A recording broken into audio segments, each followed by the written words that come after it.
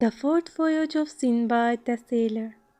After I had rested from the danger of my third voyage, my passion for trade and my love of novelty soon again prevailed.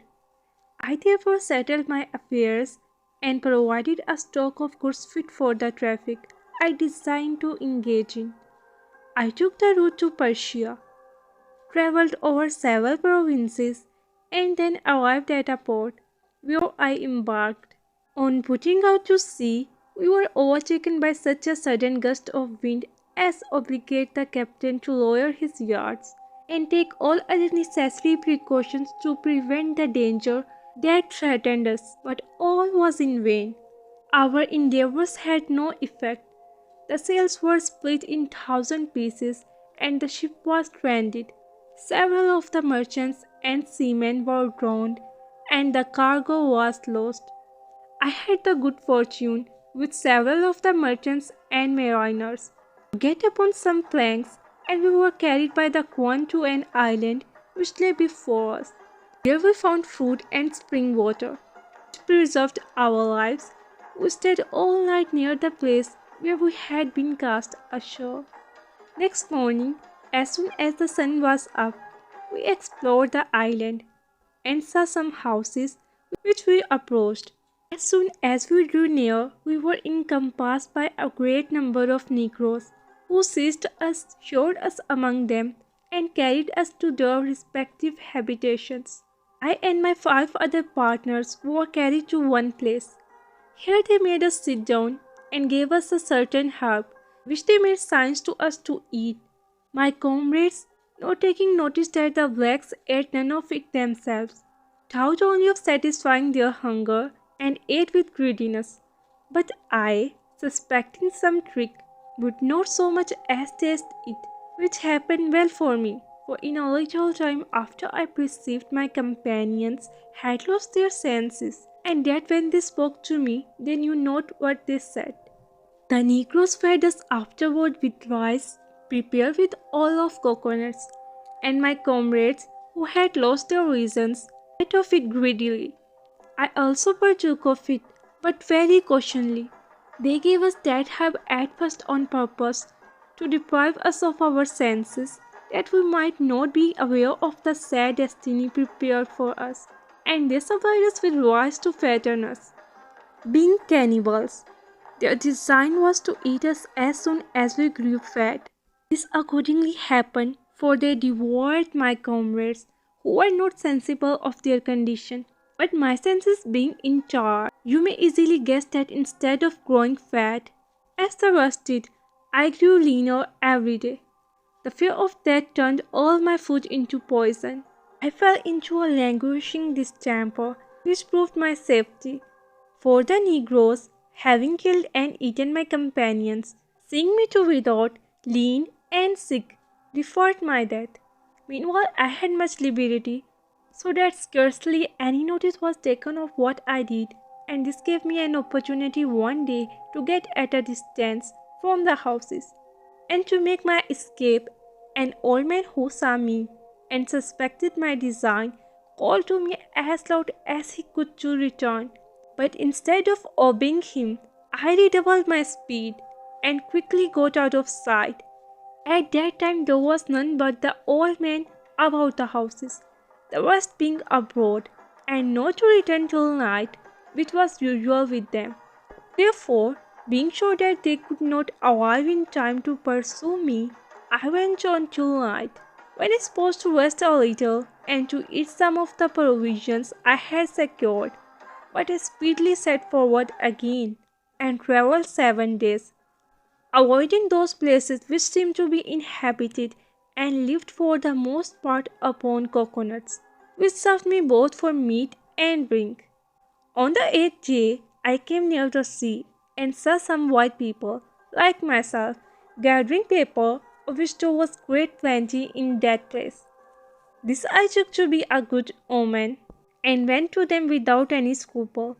The people who gathered paper came to meet me as soon as they saw me, and asked me in Arabic who I was and whence I came. I was overjoyed to hear them speak in my own language. and I satisfied their curiosity by giving them an account of my shipwreck and how I fell into the hands of the Negroes. "Those Negroes," replied they, "eat men, and by what miracle did you escape their cruelty?" I related to them the circumstances I have just mentioned, at which they were wonderfully surprised. I stayed with them till they had gathered their quantity of paper, and then sailed with them to the island from whence they had come. They presented me to their king, who was a good prince.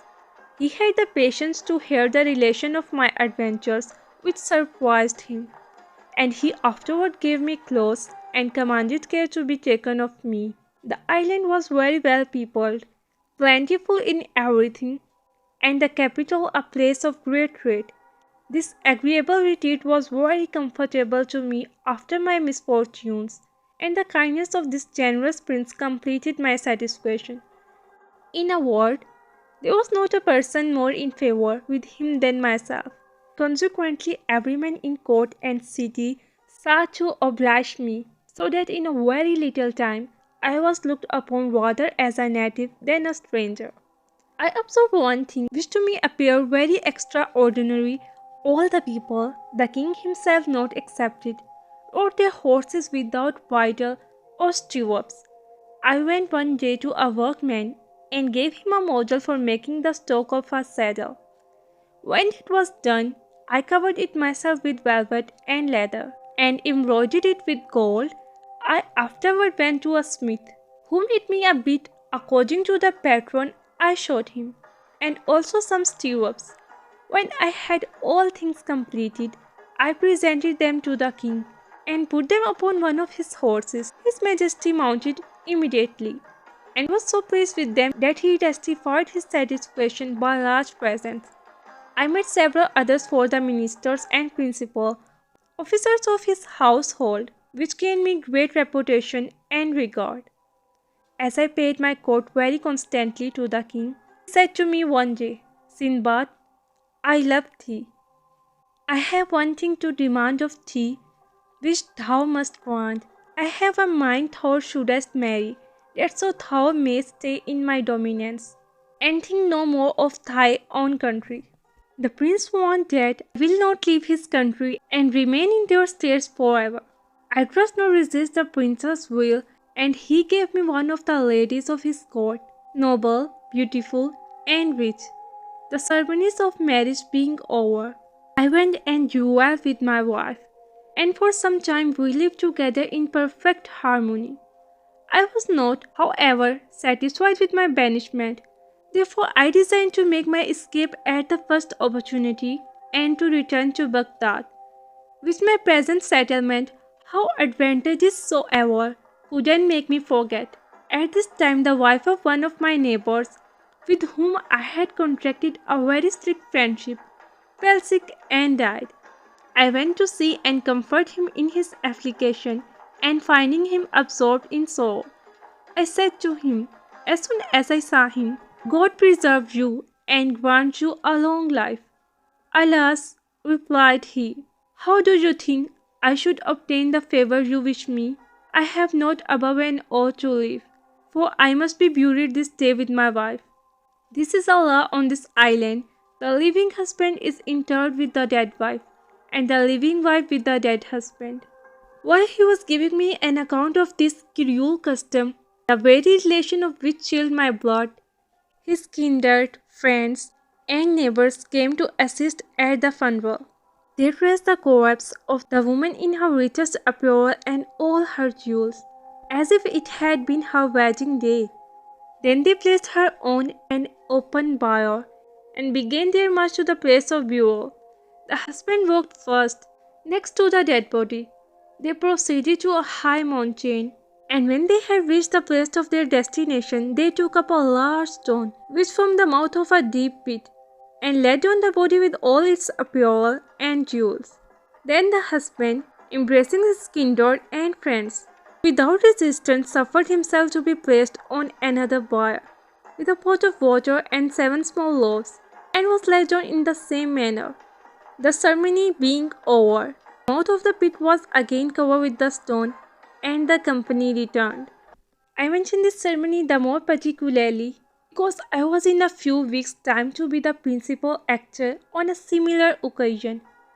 Alas, my own wife fell sick and died. I made every remonstrance I could to the king not to expose me, a foreigner, to this inhuman law. I appealed in vain. The king and all his court, with the most considerable persons of the city, sought to soften my sorrow by honoring the funeral ceremony with their presence. At the termination of the ceremony, I was lowered into the pit with a vessel full of water and 7 loaves. As I approached the bottom, I discovered by the aid of the little light that came from above. The nature of this place seemed an endless cavern and might be about 50 fathoms deep. I lived for some time upon my bread and water when, one day, just as I was on the point of exhaustion, I heard something and breathing or painting as it moved. I followed the sound. The animal seemed to stop sometimes but always fled and breathed hard as I approached. I pursued it for a considerable time, till at last I perceived a light, resembling a star. I went on, sometimes lost sight of it, but always found it again, and at last discovered that it came through a hole in the rock which I got through, and found myself upon the seashore, at which I felt exceeding joy. I prostrated myself on the shore to thank God for this mercy, and shortly afterward I perceived a ship making for the place where I was. I made a sign with the linen of my turban and called to the crew as loud as I could. They heard me and sent a boat to bring me on the boat. It was fortunate for me that these people did not inspect the place where they found me, but without hesitation took me on board. We passed by several islands, and among others that called the Isle of Bells. Lead mines are found in the island, also Indian canes and excellent camphor. The king of the Isle of Kila is very rich and powerful, and the Isle of Bells, which is about 2 days' journey away, is also subject to him. The inhabitants are so barbarous that they still eat human flesh. After we had finished our traffic in that island, we put to sea again. We touched at several other ports. At last, I arrived happily at Baghdad. Out of gratitude to God for His mercies, I contributed liberally toward the support of several masjids and the subsistence of the poor, and enjoyed myself with my friends in festives and amusements. Here Sindbad make a new present of 100 sequins to Hindbad, whom he requested to return with the rest next day at the same hour, to dine with him and hear the story of his 5th voyage. To be continued.